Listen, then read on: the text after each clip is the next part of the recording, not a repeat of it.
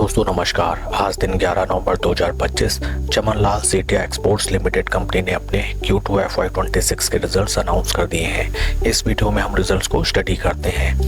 Total income for the quarter निकल के आई है 276.78 करोड़, जो कि पास्ट क्वार्टर में थी 309.50 crore and in last year for the same quarter 371.84 crore.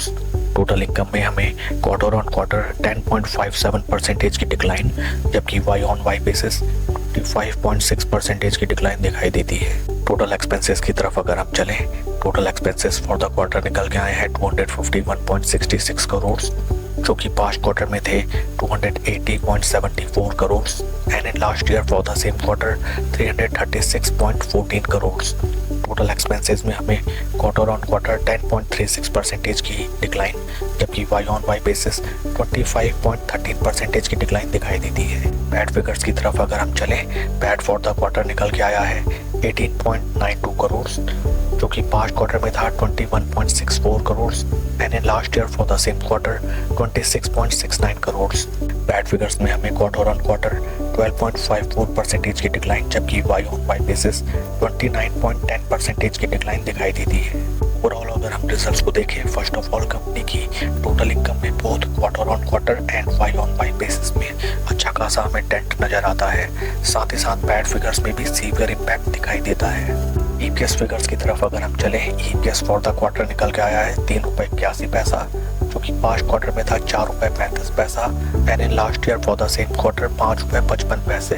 Company के फंडामेंटल्स को अगर हम देखें, right now stock is trading at a P of 13.25, जबकि इंडस्ट्री का पी है 57.8। इंडस्ट्री पी से अगर हम कंपेयर करें, Chaman Lal Sethia exports limited company का स्टॉक अंडर वैल्यूड नजर आता है एंड जिसका मेन रीजन है दैट कंपनी की टोटल इनकम ही टोटली म्यूटेड हो चुकी है। Market cap of company is 1350 crore and current market price of share is 271 रुपये पर इक्विटी शेयर। आइए अब हम चलते हैं शेयर के टेक्निकल चार्ट पैटर्न की तरफ।